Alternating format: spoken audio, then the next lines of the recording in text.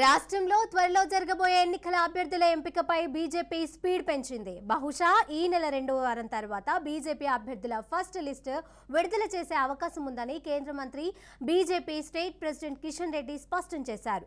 ఈ నెల 5న BJP state ఆఫీసులో రాష్ట్ర పదాధికారుల సమావేశం ఉంటుందన్నారు.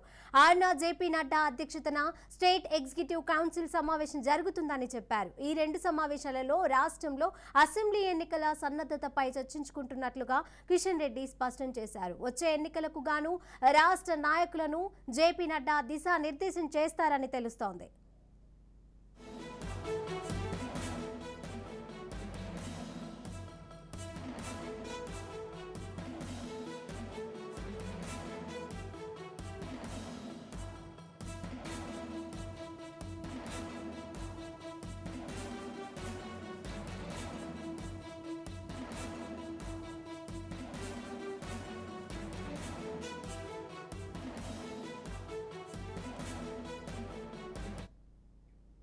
రాష్ట్రంలో త్వరలో జరగబోయే ఎన్నికల్లో అభ్యర్థుల ఎంపికపై బీజేపీ స్పీడ్ పెంచింది. బహుశా ఈ నెల 2వ వారం తర్వాత బీజేపీ అభ్యర్థుల ఫస్ట్ లిస్ట్ విడుదల చేసే అవకాశం ఉందని కేంద్ర మంత్రి BJP state president Kishan Reddy స్పష్టం చేశారు. ఈ నెల 5న బీజేపీ స్టేట్ ఆఫీసులో రాష్ట్ర పదాధికారుల సమావేశం ఉంటుందన్నారు.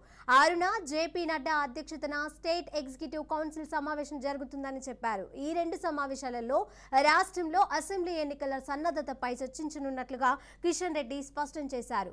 వచ్చే ఎన్నికలకు గాను రాష్ట్ర నాయకులకు జేపీ నడ్డా దిశానిర్దేశం చేస్తారని తెలుస్తోంది. ఇక ఇదే అంశానికి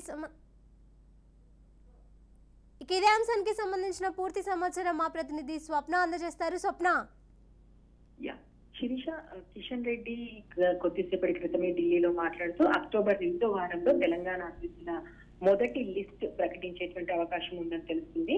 ఈ మొదటి లిస్ట్ లో దాదాపు ఇప్పటి వరకు ఎవరైతే కీలకంగా ఉన్నటువంటి నేతలు ఉన్నారో అక్కడెక్కడైతే పోటీ లేదని చెప్పుకుంటున్నారో, గెలుపు గుర్రాలని వీళ్ళు ఏవైతే అనుకుంటున్నారో ఆ ప్లేసెస్ కి ముందుగా డిక్లేర్ చేసే అవకాశం ఉంది. అదేవిధంగా సెకండ్ లిస్ట్ లో ఏంటంటే కొంతమంది నాయకుల్ని తమ వైపు తీసుకోవడానికి ఇంకా బీజేపీ అగ్రనాయకత్వం ప్రయత్నాలు చేస్తుంది కాబట్టి వాళ్ళలో ఎవరైనా వస్తారా లేదా అనేది వేచి చూసే దూరంలో ఉంటారు కాబట్టి అదంతా అయిపోయాక మిగతా లిస్ట్ ఉంటుంది. సో నిన్న రాత్రి దాదాపు ప్రధాని మోదీ వెళ్లిన తర్వాత కిషన్ రెడ్డి నాయకత్వంలో బీజేపీకి సంబంధించినటువంటి కీలక నేతలంతా కూడా రాత్రి భేటీ అయ్యారు. ఎవరెవరిని అభ్యర్థులుగా తీసుకోవాలి ఏంటి అనే దానికి సంబంధించి చాలా సేపు మాట్లాడి తెలుసు. ఎందుకంటే ఇంతకుముందు కేంద్ర ఎన్నికల కమిటీ మీటింగ్ లో కూడా తెలంగాణ అభ్యర్థులకు సంబంధించి చర్చ జరిగింది. మరొకసారి కూడా కేంద్ర ఎన్నికల కమిటీ మీటింగ్ జరగబోతుంది.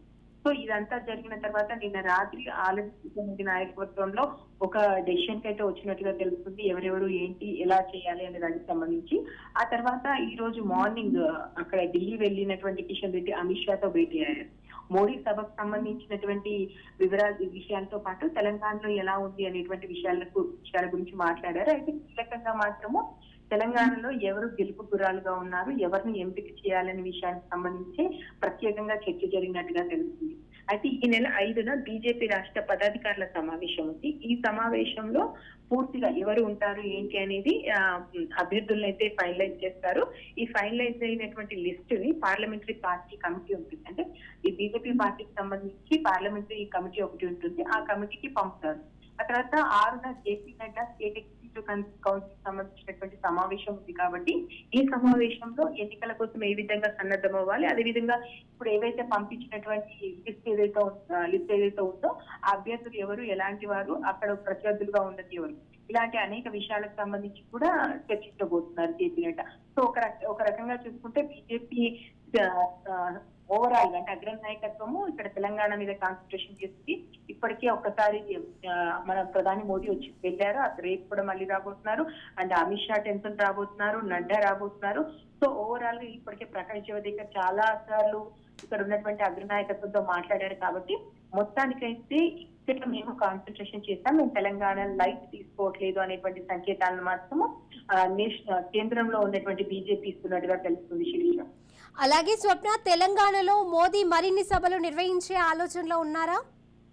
యా, ఖచ్చితంగా ఉన్నారంటే మనము ఉన్నారని చెప్పుకోవచ్చు. ఎందుకంటే 3 రోజుల వ్యవధిలోనే 2 సార్లు రావడం అనేది చిన్న విషయం ఏమి కాదు. ఎందుకంటే తెలంగాణ కన్నా కూడా గెలిచేటువంటి గెలుపు గుర్రాలు ఉన్నటువంటి ప్రాంతాలు చాలా ఉన్నాయి. అయినప్పటికీ వాటికన్నా కూడా తెలంగాణ మీద కాన్సన్ట్రేషన్ చేయడం. అందుకే రేపు నిజామాబాద్ జిల్లా పర్యటన మనం చూసుకున్నా దాదాపు 3 గంటల నుంచి 3:35 వరకు అభివృద్ధి శంకుస్థాపన పనులు ఉన్నాయి. ఇవన్నీ కూడా చిన్నవేమీ కాదు. ప్రతిదీ కూడా తెలంగాణలో ఒక మార్పుగా నిలబడేటువంటి వాటి కార్యక్రమాలకు సంబంధించి శంకుస్థాపన చేయబోతున్నారు. ఆ తర్వాత 3:45 నుంచి 4:45 వరకు, అంటే మొన్న కూడా మనం చూస్తున్నాం, గంట సేపు మీటింగ్ లో మాట్లాడారు. మీటింగ్ లో మాట్లాడిన ఆయన దాదాపు మాట్లాడిన దాంట్లో చాలా వరకు కూడా నా కుటుంబ సభ్యులారా అని అలా పిలవడము, అదేవిధంగా ఒక ప్రత్యేక వాహనంలో మధ్యలోకి రావడము, మేము మీతో ఉన్నాము అనేటువంటి సంకేతాలను ఇవ్వడం.